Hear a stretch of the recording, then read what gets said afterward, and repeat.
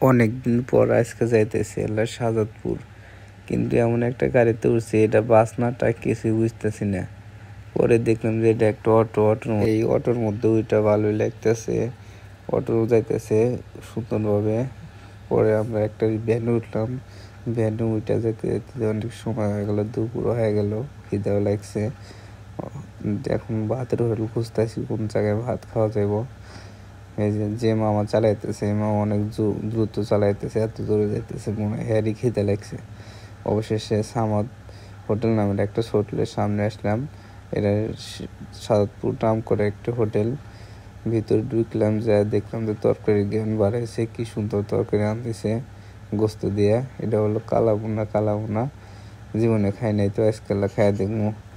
কিন্তু ভিতরে ঢুকেই দেখি যে এক পিচ্ছি, যদিও পিচ্ছি না, ওনার বয়স আছে, খাটো, ওনার বয়স আছে, উনি ভাত তরকারি দিতেছে, কিন্তু দোকানে তো জায়গায় নাই বসার। পরে কি করবো, পরে বাইরে আধা ঘন্টার জন্য বের এলাম, বের বসে থাকলাম, তাও লোকজন হরে না।